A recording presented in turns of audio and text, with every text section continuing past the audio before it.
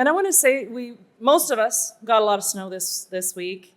And there was a day earlier this week, just after first light, I watched a snowplow carve through a clean line of drifts, 2 amber lights flashing through the gray on a back road back at home in Almont where I live. And it struck me that this is what rural people do. We keep the road open for everyone who needs to get through, bridge by bridge, road by road, community by community, neighbor by neighbor. So I'd like to thank you for joining us here at ROMA 2026. Hosting a municipal conference in January comes with a lot of asks. Every year, we ask you to brave the cold, travel through messy weather, and put your municipal responsibilities at home on pause for a few days. And every year you do. You show up. And over the next few days, you'll join sessions that go straight to the heart of rural priorities. We'll share lessons from home and learn from others facing the same headwinds. And if you've ever wondered whether your voice is heard here, I can tell you that it is. The conversations you're having with colleagues, with experts, and particularly the conversations you will have across the table from provincial ministers are so important. This year, 250 municipalities will be sitting down at a record-breaking 651 delegations. That's 64 more conversations than at last year's conference.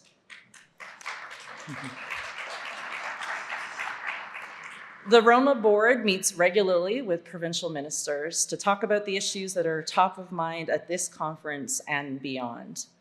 Minister Thompson, Minister of Rural Affairs, and Minister Rob Flack, Minister of Municipal Affairs and Housing, have been exceptionally generous with their time.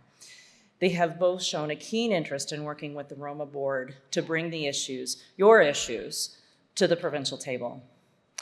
And after speaking with Minister Flack about this a few months ago, I'm so pleased to have 2 ministers' forums included in this year's conference. These forums are focused by theme, and they'll give you more opportunities to ask those hard questions. Shortly on this stage, as you can see, we're set up for the first Ministers' Forum, which will take place with the theme of Building Ontario. So we're focusing on finance, on infrastructure, and economic growth. Tomorrow's session is about investing in people. We'll be focusing on health, social housing, and social services. I'd like to thank Minister Flack and Minister Thompson for participating in both of the sessions. I appreciate their willingness to listen. Before we go further, I want to shine the spotlight on the ROMA board, on my colleagues. They represent ROMA's 10 zones across Ontario and AMO's Rural Caucus. And they are the people who carry the work on your behalf and bridge that gap all year. Leadership isn't measured by expertise alone. It's measured by the trust we earn and the humanity that we show.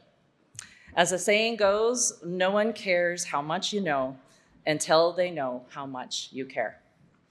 And around a table of smart, committed people, leadership is less about proving what each of these individuals know and more about how each of them genuinely care.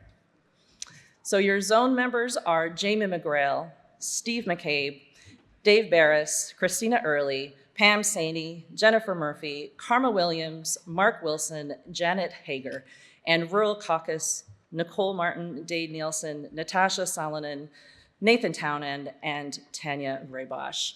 Thank you, ROMA Board, for your leadership to rural Ontario.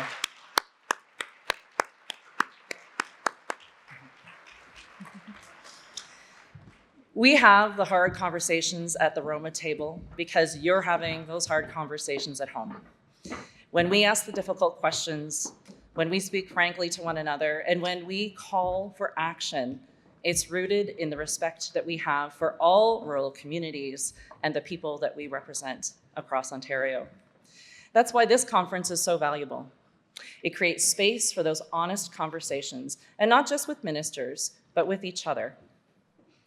Across Ontario, municipalities and elected officials are doing their best in difficult times. 2025 was turbulent. It was like the ground was always shifting under our feet. Tariffs and economic uncertainty changed day to day and continues to. Our long friendship with our closest neighbor was tested. And all of this unfolding during a year of extraordinary political change at home.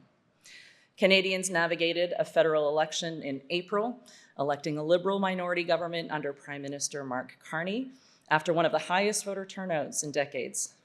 And here in Ontario, our province went to the polls early, with Premier Doug Ford securing a rare third consecutive majority government. And that election was shaped heavily by economic anxieties and proposed US tariffs. Change at every level has left many feeling unanchored, unsure what comes next and who's looking out for them. And it makes sense with everything that's going on that our residents are struggling too. A recent poll by Abacus Data showed that people across the country feel the cost of living is the worst in recent memory. They're most worried about things like shelter, food, employment, resources, and health.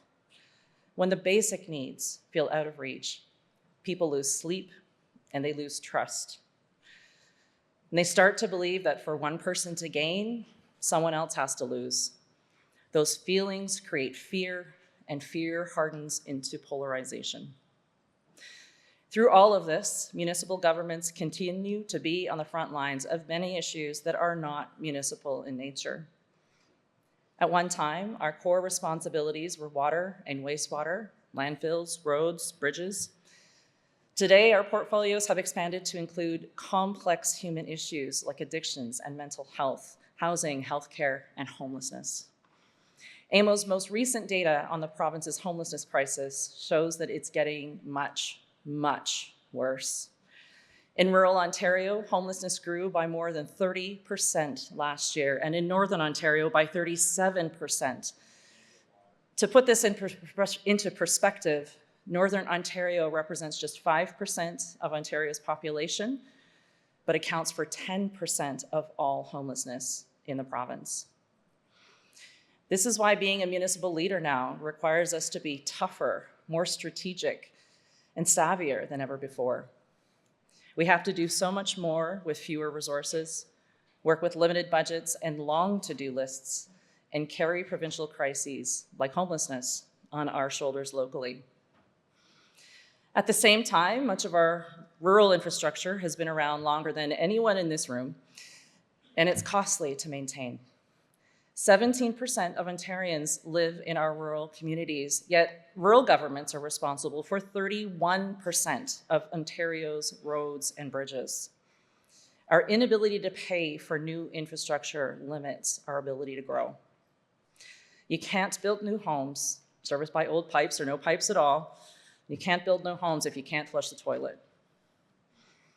And in some places, municipalities are making the difficult decision to close roads, close bridges, and close recreation centers. This can't be the answer. Rural and northern municipalities need reliable, predictable infrastructure funding to clear the backlog and plan for growth. We thank the province for providing $400 million in OSIF funding to municipalities in 2025 and more than $360 million in additional dollars through the Housing Enabling Water Systems Fund. These investments are a step in the right direction, but won't span the gap. You can't patch a failing bridge with a single plank. We need a structure that holds, bridge by bridge. ROMA and AMO work together every day because unity makes us stronger and harder to ignore. With the help of AMO's incredible policy team, the ROMA board is developing a new rural infrastructure strategy grounded in reliable data. This strategy will shape ROMA's advocacy for effective, efficient funding arrangements, including a stable, predictable transfer fund and a rural carve-out for any Building Faster Fund renewal. Let me be clear. ROMA will always put our best foot forward for rural Ontario, and we will keep asking the province to be the full partner we need for a successful, thriving, and healthy rural Ontario.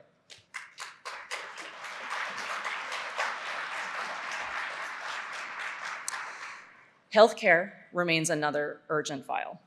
At our 2024 conference, we released a paper on access to primary care with 22 recommendations to the province.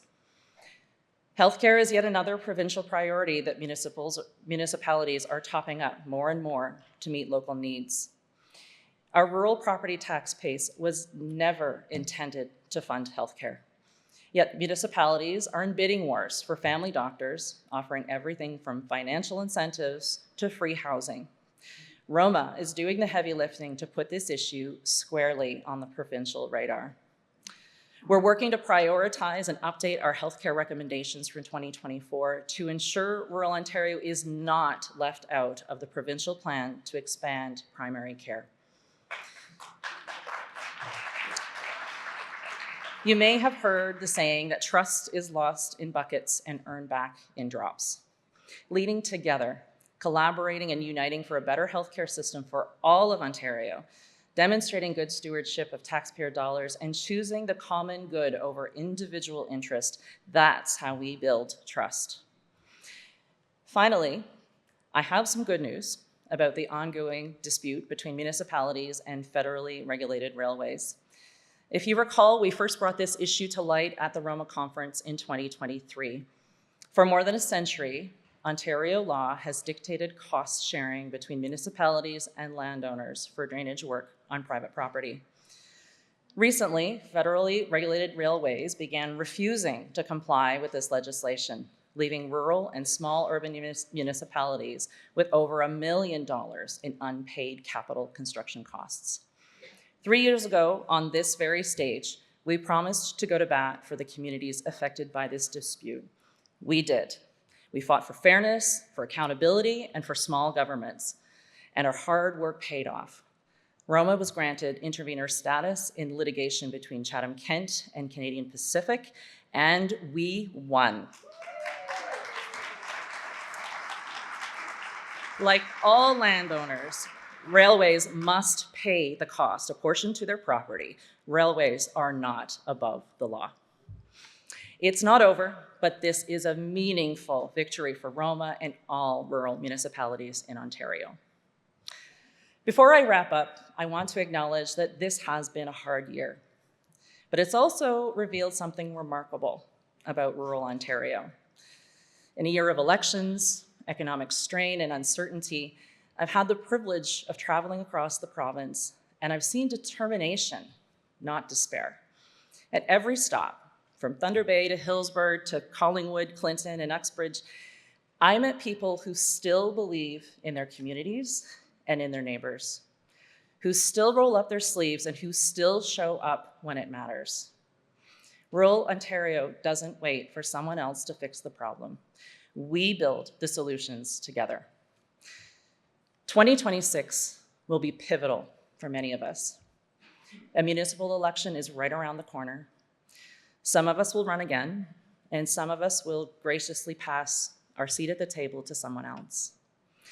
Whatever your choice, know that your service matters and is appreciated. The progress that you've made, whether it felt slow and steady, it is still progress. And it takes courage to run for council and even more courage to lead in hard seasons. So to everyone here today, it's clear just how committed you are to rural Ontario and to building prosperous and healthy communities everywhere. Thank you for what you do.